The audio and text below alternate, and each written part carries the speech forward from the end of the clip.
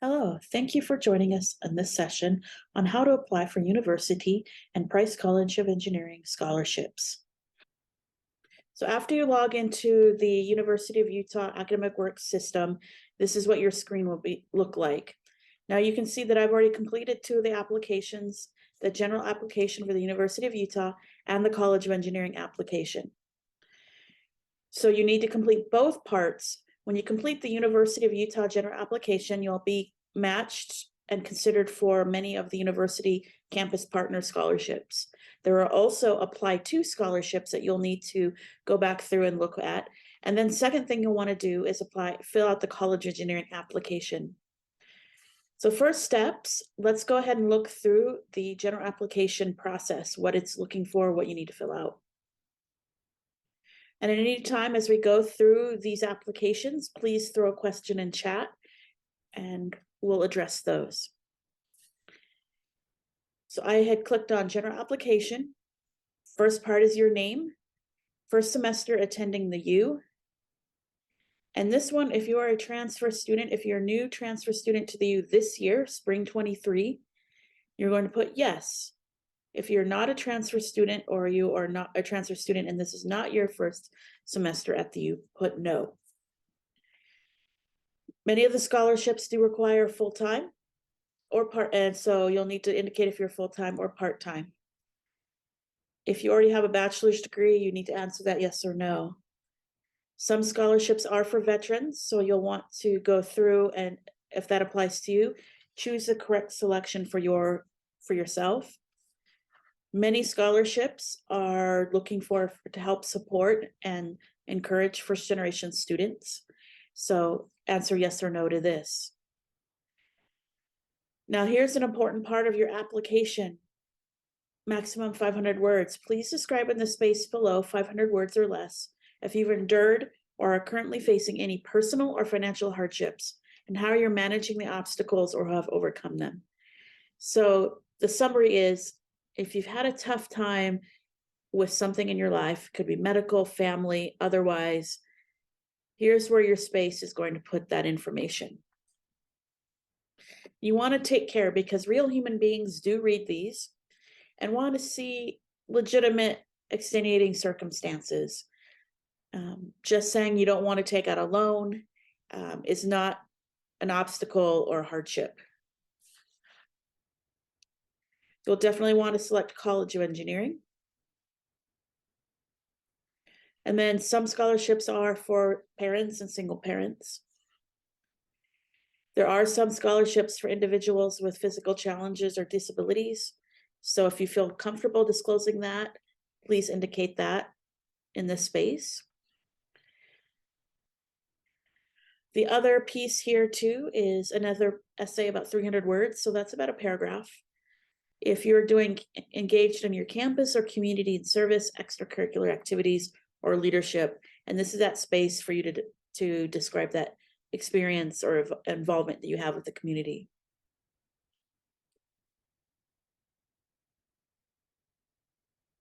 Again, if you identify as an orphan or grew up in foster care, you would select the correct response to your situation. And this next question is, if you are a parent or a legal guardian, or if you are a member of a federally recognized Native American tribe, indicate that here. This is if you are identifying that group. This isn't that you have a Native American friend or you support Indigenous rights. That's not what this question is asking. So if that does not apply to you, don't put anything there. And then this talks about high school. Where did you go to high school? This doesn't prohibit you from scholarships, but some might have that requirement, but that doesn't mean you're out for anything and everything that the U has to offer.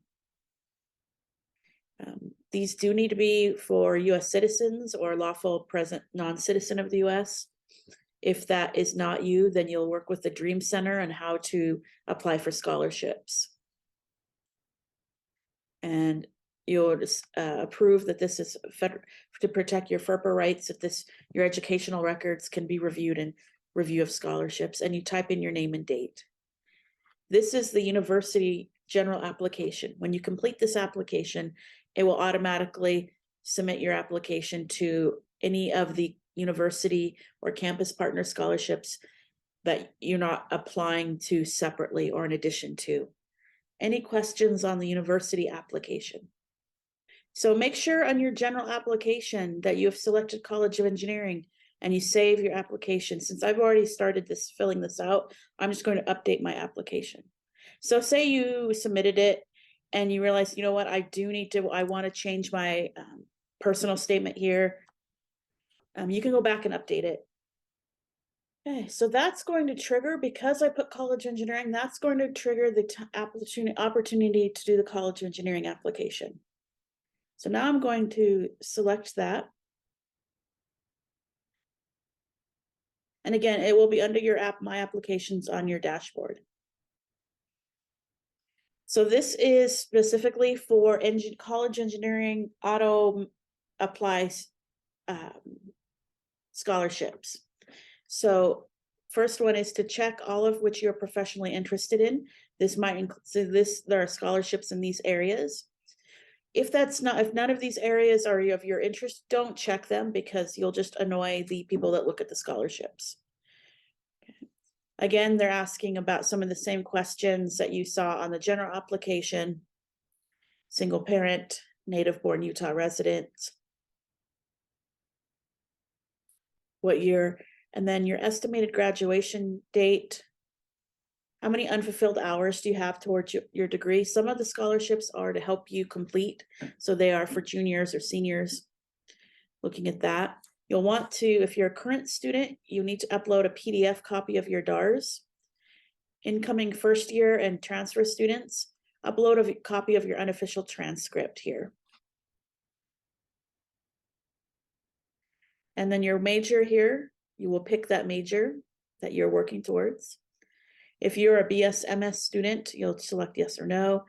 If you are that student, you'll put in when you will declare graduate status. Then for the College of Engineering, you'll need 2 academic references. These should be teachers who have had you in at least one class.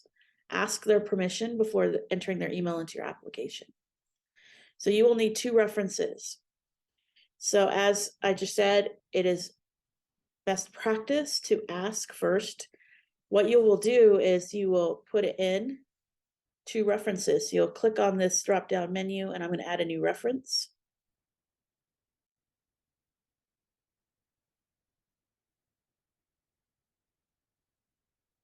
And you simply type their name. And you type in their email. Make sure you type in their email correctly. We had a student that typed in the email address incorrectly, and their professor never got the email because the student had typed in the email address wrong. And they, if they didn't catch that and the professor didn't reach out, that student wouldn't be considered for scholarships because they had made a typo in their application. So that one's already there, so I'll add a new reference.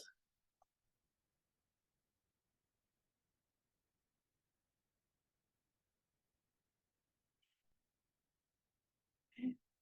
Now what will happen is, once I hit submit on this application, the references get an email from Academic Work saying that they've been listed as a reference. What they will then do is click on the link in the email that will take them to the reference system, and they will fill out some information, rank you 1 to 5 on different areas, and then they have space to type in any responses that they'd like to share about you. And then after we do this, I'll show you where to check if your references have done their recommendation or not. Okay.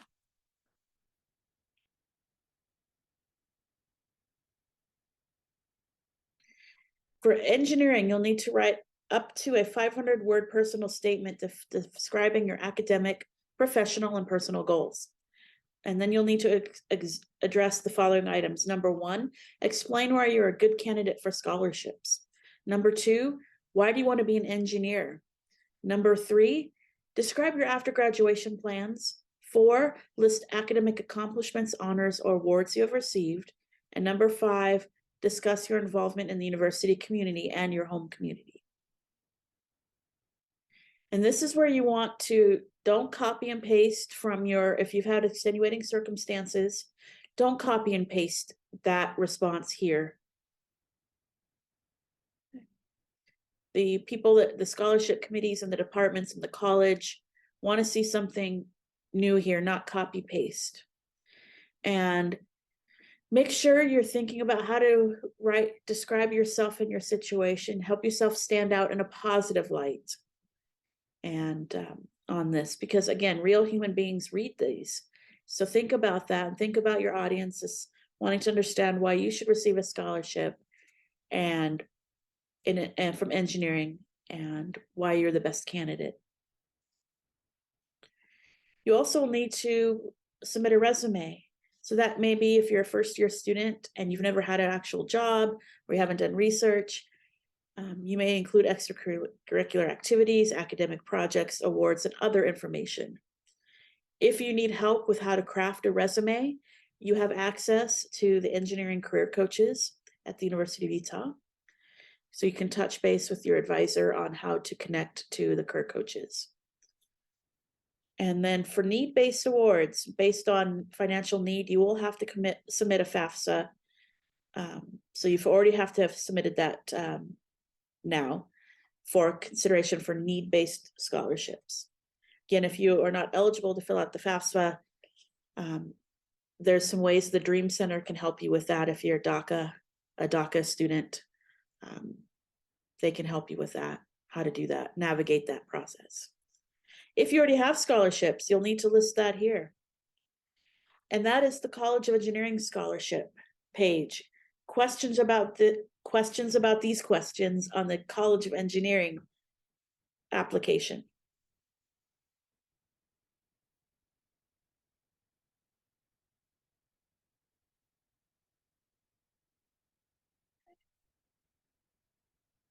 So when I'm ready with this, again, you can come back and update it if you've made a mistake or you want to fill this out and then come back and upload your DARS or your resume. You can do that. So I'm going to hit update your application.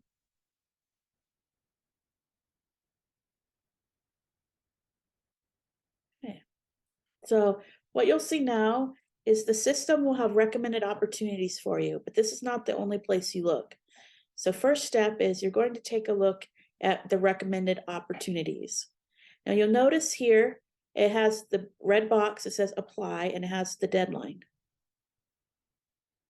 Now you see these deadlines for the Alumni Association Scholarship have a deadline of tomorrow. So you'll go through here and you'll see here some different dates and say, oh, that looks kind of interesting. I'm in engineering because I want to do energy work, or I want to be a compu leader. I'm computer science and I'm becoming a first-year student. If you want to learn more about what the scholarship actually is, you'll click on the hyperlink right there. And this will go through all of the requirements that you need to do. And it lists the deadline, the award, and the information. So this is for a graduate student. So if you met that requirement, you thought, yeah, that's me, I'm going to apply for that. You'll click apply. And then you'll go through the application questions, finish and submit.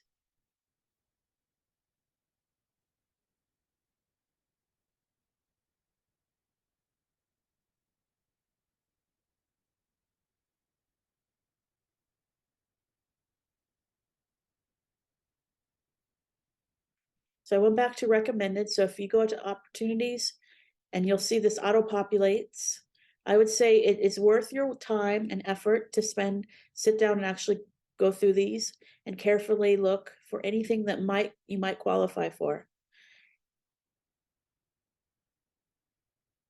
Many scholarships have very little to no applicants. So free money is sitting there that people don't take the time to put in the effort to apply for. But if you do not meet the qualifications, do not just apply for everything and hope for the best. Only apply for those that you qualify for or meet the requirements for, but apply for as many of them as you match the requirements for. So you can go through here and scroll through. And you'll see that there are 2 pages worth of that.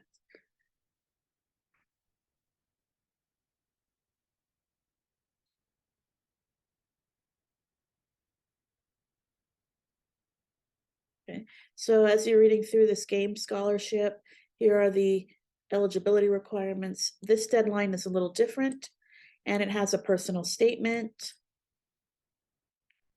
and so forth. So you would follow the requirements and answer those questions.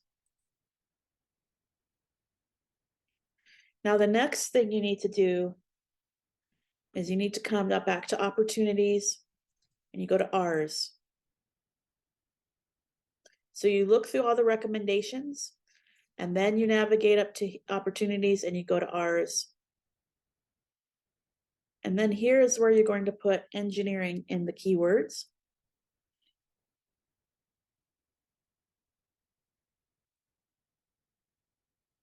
And this is going to filter for anything with engineering specific scholarships.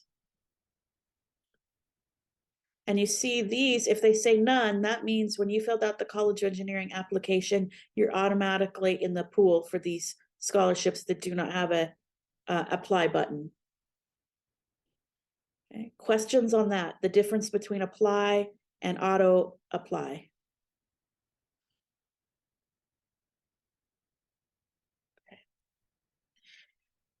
So this is where some students have gotten into some trouble, is they thought that once they filled out the college engineering scholarship application, they're automatically in the running for the transfer scholarship.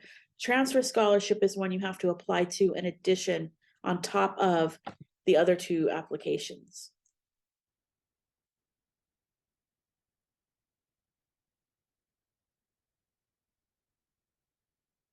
So for example, here is the electrical and computer engineering transfer scholarship for the fall, and its deadline is February 1st, and you need to apply to it. It's not an automatic application. So you click apply, and it says, are you an electrical computer engineering major? Yes or no. It is to be considered for need-based, and they want an official transcript. If I was going to fill this out, I would fill in this information and finish and submit. But since I don't want to put this application in the actual pool, I will not really submit it.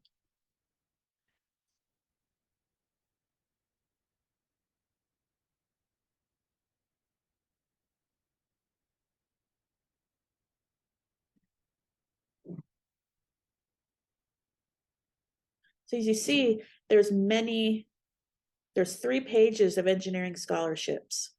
That's a lot of scholarships. So it is worth your time to sit through and look at engineering scholarships under R's here, and under recommended, that will be for across the university campus. So again, many students don't bother to do this extra work, and money sits there that you could earn and receive. So it's worth your time. It's worth your effort to sit down and put some real thought to this to help maximize the scholarship opportunities you have. Questions at this point?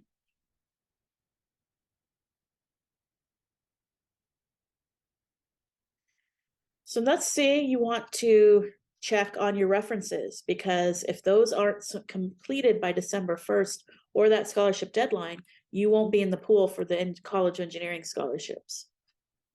So you'll need to come over here and go to active. So you come here, navigate to references, hover over and click on active. And you can see that as we were talking, I requested myself to be a reference for me. So I'm going to give me glowing remarks and rank me as 5 out of 5 of everything. And it shows that I requested, again, this. It also shows that for a test that this was requested, but the reference did not respond or fill out the information.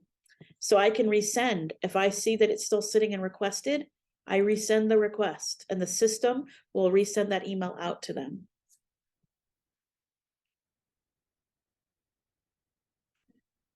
So that's how to check if your references have completed their piece. If you need to update or change the reference that you used, say that COE advisor said no or was out of the country or whatever reason, you'd go back to your application and update that request.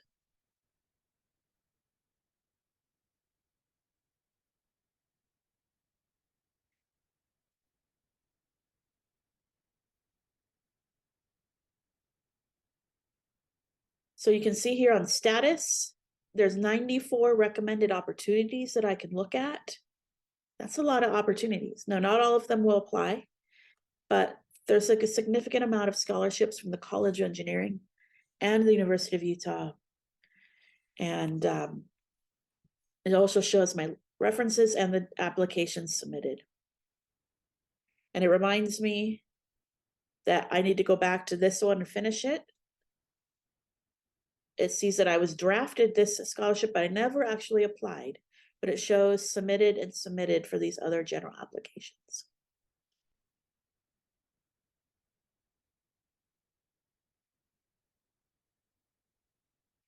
So the references, it's not a letter of recommendation. Nobody has to get out letterhead and type a formal letter.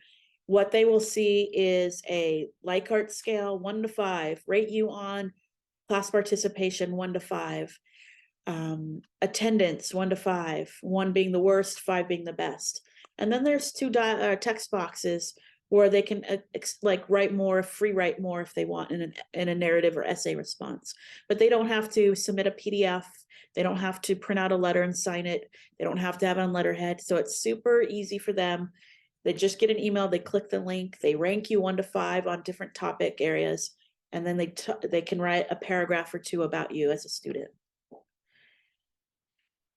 So it's, yeah, they don't, no, it's no formal letter of recommendation. It's an online form. Okay. So don't let the references, that part can be super, that's like a roadblock, but don't let it be a roadblock. All they have to do is just click a link, fill out a form, submit, and they're done. So super easy for them. But great question. As we wrap up, what other questions do we have about the scholarship process?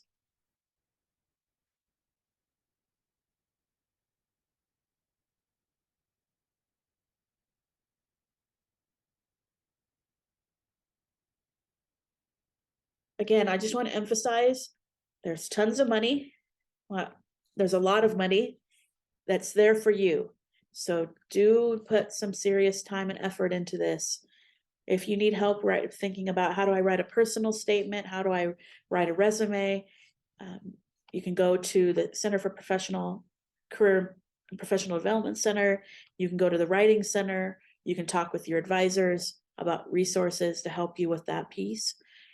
But the most important thing is to get the application in and be sincere and genuine in your application.